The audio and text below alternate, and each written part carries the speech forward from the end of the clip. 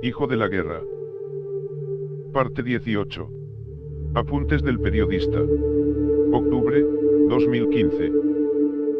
Soñé que fumaba un cigarrillo que no era mío, luego aspiraba humo que no era un sueño sino una pesadilla. Desperté con la sensación de haberme vaciado por dentro, Galdino me había desalojado. Conforme el río de sus palabras fue inundando mi conciencia, una parte de mí tuvo que migrar a otra geografía. Cada vez era más difícil asistir a un concierto, leer poesía, cenar en un restaurante con amigos o gastar una tarde de buen sexo porque era imposible hacer coincidir su relato con mi vida cotidiana. Conmigo el interno de Chiconautla habló sin brida, dijo cuánto le vino en gana, como si no hubiera puerta delante de sus labios.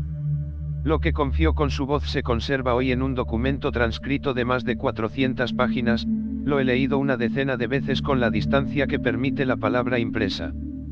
Pero nunca he vuelto a escuchar las entrevistas grabadas, no lo soportaría porque ahí está la prueba de que, efectivamente, entre esa persona y yo se estableció una relación de empatía.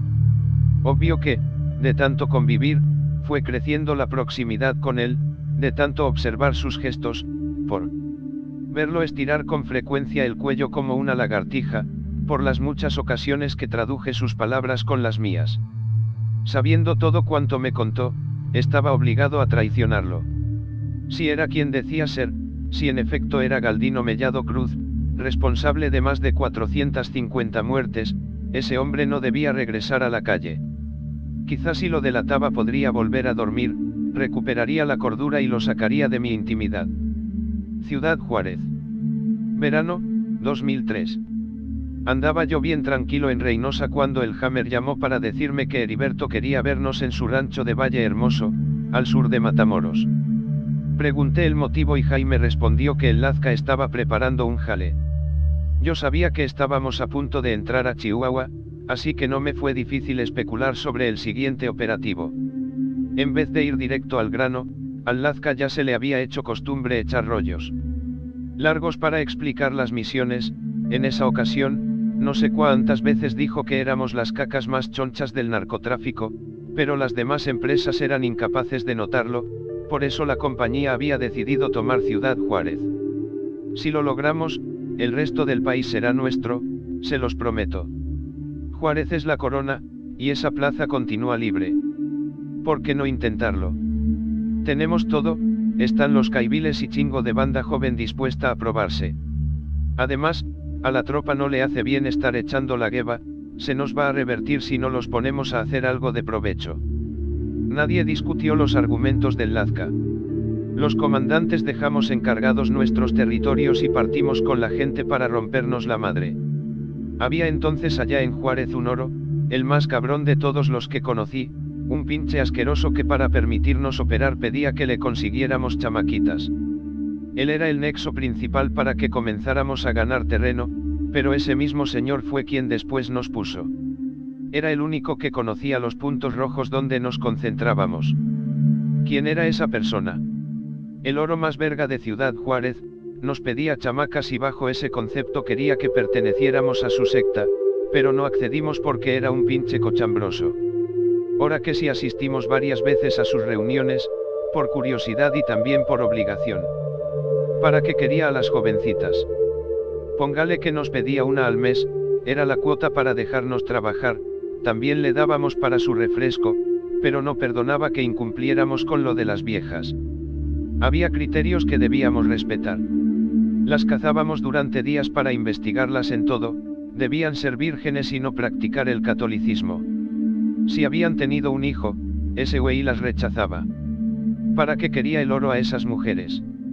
Con tal de que mantuviéramos la posición, nadie cuestionó el precio que ese señor nos hacía pagar. No vaya usted a creer que maté mujeres en Juárez, pero sí fui testigo de que ese cabrón les rompía la madre.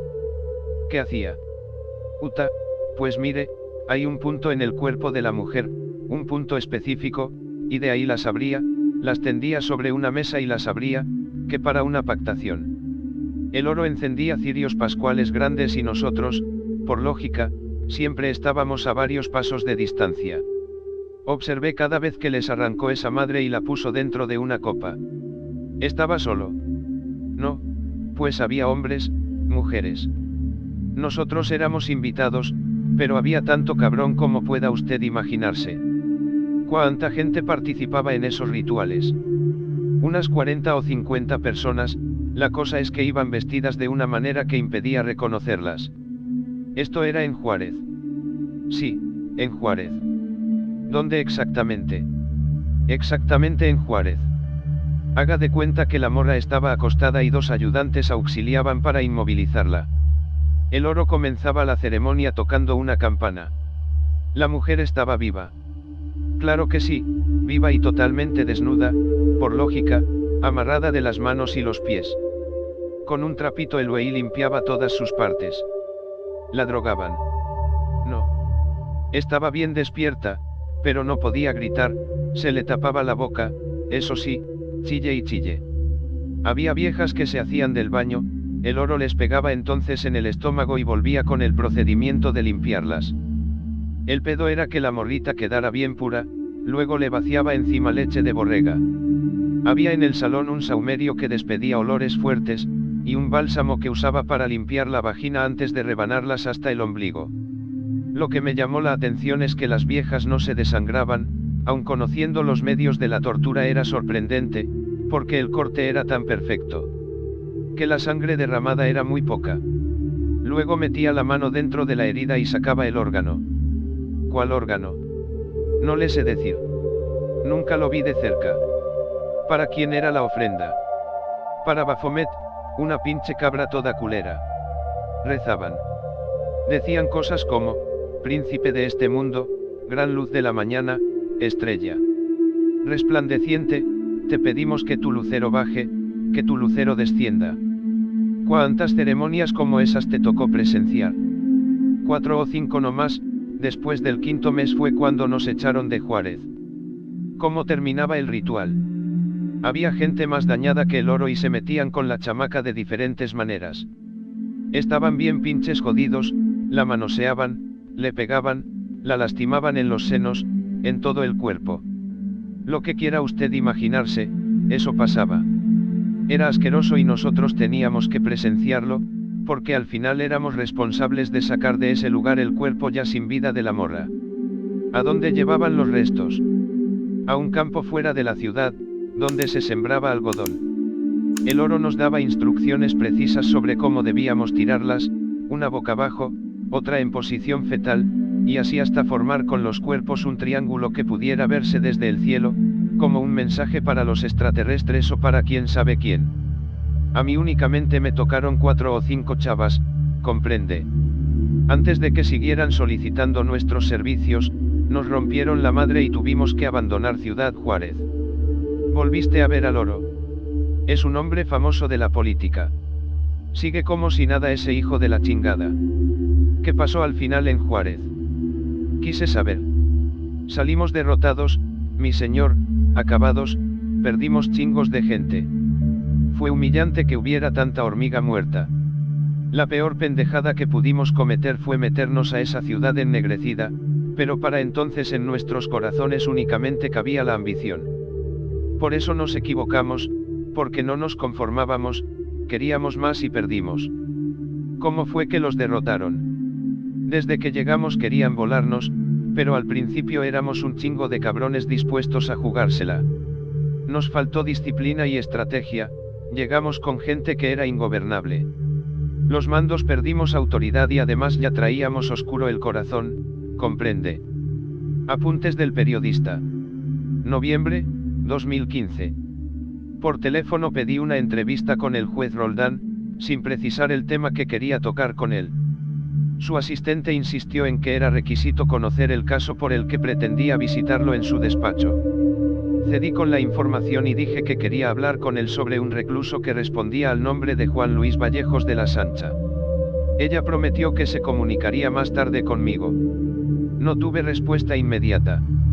En ese momento germinó en mi cabeza una duda, y si Galdino no había sido testigo directo de todos sus relatos. Podía no ser suya, sino de alguien más, la narración sobre el sacrificio de mujeres en Ciudad Juárez. Si bien ese relato horrendo fue vivo y detallado, resultaba sospechoso que Galdino hubiera efectivamente sido también espectador de ese evento preciso. Era como si le hubiera tocado participar en cuanto acto criminal tuvo celebridad en México durante el periodo cubierto por las entrevistas.